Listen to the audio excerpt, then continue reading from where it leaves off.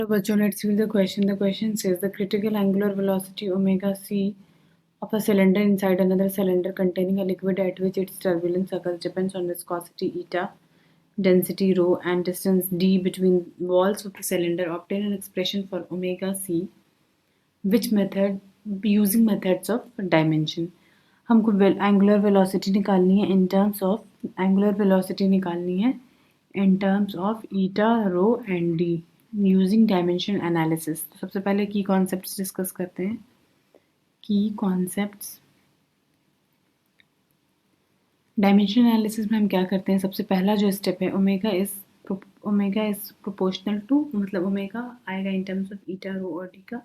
तो अगर प्रोपोर्शनल है इन सब के, तो अगर प्रोपोर्शनैलिटी हटाएंगे तो प्रोपोर्शनैलिटी कांस्टेंट आएगा। तो ओमेगा इज इक्वल टू के ईटा रो डी, और इन सब पे कुछ ना कुछ रिलेशन होगा। या तो ये ओमेगा इनवर्स रिलेशन होगा टी का, या इनवर्स स्क्वायर, या डायरेक्टली। तो हम इसके पावर को ए बी सी, और हमको यही फाइंड आउट करना है। अब जो ओमेगा का जो डायमेंशन है वो लिखेंगे एम एल टी के फॉर्म में। इसका जो डायमेंशन है एम एल टी के फॉर्म में, पावर ए हो जाएगा। वैसे इसके लिए पावर बी और सी, और फिर इन दोनों इक्वेशन को इक्वेट करेंगे। यही है तरीका इसका निकालने का। अब हम दूसरी चीज़ डिस्कस करते हैं कि ईटा क्या है। ईटा है विस्कोसिटी, इसका डायमेंशन क्या होता है? तो eta is defined as force upon area into velocity gradient. Velocity gradient मतलब d we upon D x. तो उसको क्या लिख सकते हैं? फोर्स का मतलब m इंटू ए, तो एम एल टी माइनस 2, और एरिया एल स्क्वायर, और D we upon D X का मतलब वेलोसिटी का हो जाएगा एल टी इनवर्स और एक्स एल। एल और एल गेट कैंसल्ड, यहाँ से एक एल गेट चला गया, तो ये आया M L inverse T inverse minus 2 + 1 A. ये आ गया ईटा का। ठीक है, अब हम इसमें इसको फॉर्मूले को लिखते हैं। ओमेगा इज इक्वल टू के ईटा ए क्या था, और रो बी, और रो अगर बी है तो D to the power C. Omega का क्या होगा dimension? Omega is defined as radian per second. Radian dimensionless quantity है, पर सेकेंड का T inverse. K as it is लिखेंगे।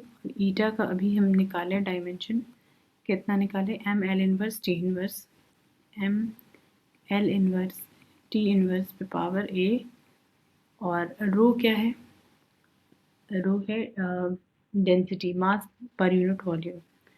तो मास का क्या हो जाएगा? एम, और वॉल्यूम का एल माइनस 3, तो बी, और डी डिस्टेंस है यानी एल पे पावर सी। ठीक है, यही आ जाएगा। ओके, अब हम इसको कैलकुलेट कर लें। टी इनवर्स, अब एम की सारी इक्वेशन लिख लें। एम इज इक्वल टू के, तो एज इट इज रहेगा एम ए प्लस बी, ये हो गया एम। टी का अगर पावर कलेक्ट कर लें तो क्या हो जाए? एल का पहले करते हैं। एल का हो जाएगा माइनस ए माइनस 3b प्लस सी। वैसे ही अगर टी का कलेक्ट करें पावर तो क्या निकलेगा? टी इज इक्वल टी पे पावर माइनस ए ओनली। ठीक है, अब लेफ्ट साइड और राइट साइड की इक्वेशन को अगर हम ये कर दें, इक्वेट कर दें, टी पे पावर -1 टी पे पावर माइनस ए, यानी ए इज इक्वल टू 1। एक निकल गया, ए इज इक्वल टू 1।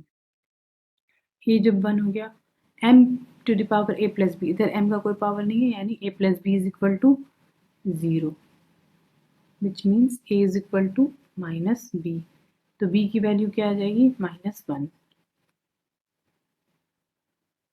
ये भी एक आ गया।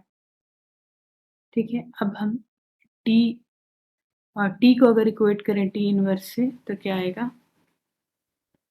a इज इक्वल टू 1 तो आ गया। अब l m को कर दिया, हाँ अब l को करेंगे। l का क्या गिवन है? -a minus 3b plus C is equal to 0। Left side में l की कोई पावर नहीं है, तो इसका मतलब L टू द पावर 0 1 होता है, कुछ नहीं, और a की जगह हम लिखेंगे -1, b -1 तो +3 plus c is equal to 0, तो c की वैल्यू आ गई -2। अगर हम इस इक्वेशन को रीराइट करें a b c के टर्म में, तो omega is equal to k eta rho और क्या है d। ईटा पे पावर क्या था, a की वैल्यू कितनी आई 1, तो ईटा पे पावर 1 रो पे पावर था b, तो b की वैल्यू कितनी आई -1, तो यहाँ पे हम -1 लिखेंगे, और d पे पावर था c और c की वैल्यू आई -2, तो omega is proportional to eta upon rho, c की वैल्यू -2